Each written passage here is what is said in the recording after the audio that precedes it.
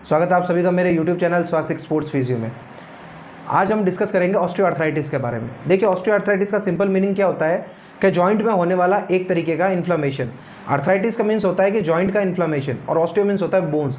जब दो बोन्स आपस में फ्रिक्ट करती है तो उसकी वजह से क्या होता है, बोन के लोकल एरिया में डिजेनरेटिव चेंजेस हो जाते हैं। आम भाषा में बात करें कि हड्डी जो होती है उसकी घिसावट शुरू हो जाती है। एक्जैक्टली ये हड्डी की घिसावट नहीं होती, ये उससे अटैच एक कार्टिलेज होता है जो आपस में रगड़ खाने की वजह से डैमेज हो जाता है। तो जैसा कि आप मेरे स्क्रीन पर देख पा रहे हो, ये एक नी जॉइंट है। आम भाषा में हमारा ये घुटना है। ये घुटना बेसिकली दो हड्डियों के जॉइंट से मिलकर बना होता है। ये आप मेरे स्क्रीन पे देख रहे हो, ऊपर की हड्डी होती है that is called the femur. ये हड्डी जो होती है ये होती है tibia and this is the fibula. So these tibia and basically femur जो होता है they are the main participant in this knee joint. इस जॉइंट में क्या होता है, हड्डी जो होती है उसके साथ में कार्टिलेज जुड़ा होता है। ये ब्लू कलर के जो स्ट्रक्चर देखते हो, जब हमारा घुटना इस तरीके से मूवमेंट करता है तो ये कार्टिलेज क्या करती है, बोन को प्रिवेंट करती है आपस में रगड़ खाने से। अब क्या होता है कि जब रिपीटेटिव इंजरीज की वजह से क्या होता है, ये कार्टिलेज डैमेज होना शुरू हो जाता है। जैसा आप स्क्रीन पे इजीली आप देख पा रहा होगा, तो धीरे धीरे बोन जो होती है वो डीकैल्सिफाइड होनी शुरू हो जाती है, यानी उसमें से कैल्शियम जो होता है वो उतरना शुरू हो जाता है या घिसना शुरू हो जाता है। स्किन को ऐसे रब करते हैं तो स्किन को रब करने की वजह से वहाँ रेडनेस अपीयर होती है। यानी देखो, बाहर की चोट होगी तो हम क्या करेंगे, उसको ऐसे बचाव करके रखेंगे, हम उसको टच नहीं करेंगे। बट ये अंदर की चोट होती है तो हम इसको क्या करते हैं, नेग्लेक्ट करते रहते हैं। Due to a long time negligency condition become the worst. Condition इतनी सीवियर हो जाती है कि जो डैमेज है वो बोन तक पहुंच जाता है। तो बोन में इसके रेगुलर घिसने की वजह से तरफ के जो जॉइंट है उनमें गैप जो होता है दोनों जॉइंट्स के बीच में वो रिड्यूस हो जाता है। रिड्यूस होने की वजह से घुटना जो होता है वो फ्रिक्ट करना शुरू करता है। और इस कंडीशन में रिपीटेटिव इंजरीज की वजह से प्रॉब्लम होती है। ऑस्टियोआर्थराइटिस आज के टाइम में बहुत बड़ी एक प्रॉब्लम है, हम हर दूसरे आदमी में देखने को मिलती है। इस सकता है सबसे पहला मेजर रीजन होता है ओबेसिटी।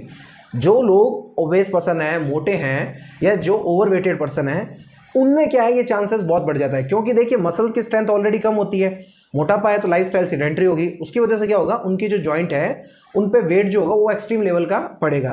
तो अब वो हैवी पर्सन या हेल्थी पर्सन जो है वो क्या करेगा, जब रेगुलर खड़ा रहेगा, चलेगा फिरेगा, तो उसके घुटनों की घिसावट शुरू होगी। तो कॉज में सबसे पहला आ जाता है, कॉमनली हम देख पा रहे हैं कि ओवरवेटेड, मोटापा हो गया, या ओवर यूज। जैसे हम किसी प्लेयर को देखते हैं या कोई एक फिटनेस टाइकून है या कोई एक जिम पर्सन है जो उस चीज़ को रिपीटेटिव लोड पुट ऑन कर रहा है, तो उसकी वजह से क्या होता है, ओवर यूज की वजह से भी जो कार्टिलेज है वो डैमेज होने के चांसेस रहते हैं।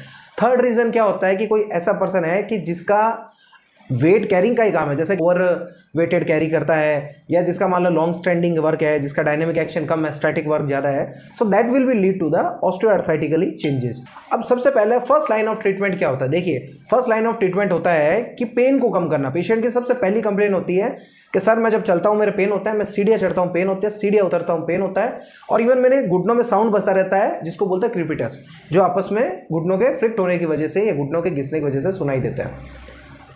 इस प्रॉब्लम में फर्स्ट लाइन ऑफ ट्रीटमेंट क्या होगा, हमें इन्फ्लामेटरी साइंस को सबसाइड करना पड़ेगा। उसके लिए हम मेडिकेशन क्या रिकमेंड करते हैं, non steroid anti inflammatory drugs. देखिए, these are not a permanent cure but this will reduce from the pain. और प्लस हम क्या करते हैं, उसमें आइस रिकमेंड करते हैं। आइस क्या करता है, लोकलाइज सर्कुलेशन को बढ़ाता है, जिससे जो इंजर्ड पार्ट है वो हील हो जाएगा। With this period after around 72 hours, first 3 days to 4 days हम अप्लाई करते हैं, then we will go with the physiotherapy. Physiotherapy में हम क्या करते हैं, we are putting some kind of electromodalities. कुछ ऐसी मशीन्स हैं जिनको जॉइंट पे अप्लाई किया जाता है ताकि पेशेंट का पेन कम हो, उसके लोकलाइज एरिया का जो टेंडरनेस है वो कम हो, और जो प्रॉपर सर्कुलेशन, जो वहाँ खून की सप्लाई जा रही है वो बढ़े। देखिए, तो उसको ट्रांसपोर्टेशन को बढ़ाने के लिए we are applying the electrotherapy modalities, जो स्वेलिंग कम करता है और पेन को कम करता है। अब क्या होता है कि after completion of these things, end of week we are basically progress for a kind of exercise. और जैसे जैसे डे बाय डे इनको प्रोग्रेसिव करोगे, आपकी मोबिलिटी भी बढ़ती रहेगी। जैसे कोई सीढ़ियाँ नहीं चढ़ पा रहा है तो वो सीढ़ियाँ चढ़ पाएगा। फिजियोथेरेपी से ऑस्टियोआर्थराइटिस को मैं आपको मैक्सिमम बता रहा हूँ कि it can be cure 90 to 95%। देखिए, सर्जरी भी कोई गारंटी नहीं है, surgery bound with the time period, but physio can be cure with the natural way. Most important cause for osteoarthritis is age factor. Age factor क्या होता है, जैसे जैसे हमारी उम्र बढ़ती है हमारी हड्डियां जो होती है वो कमज़ोर होना शुरू हुई है, जिसकी वजह से क्या होता है, बोन डेंसिटी कम हो जाती है। तो बोन जो होती है वो वेट कैरी करने की कंडीशन में नहीं होती, बोन इतना भार जो है शरीर का ले नहीं पाती है।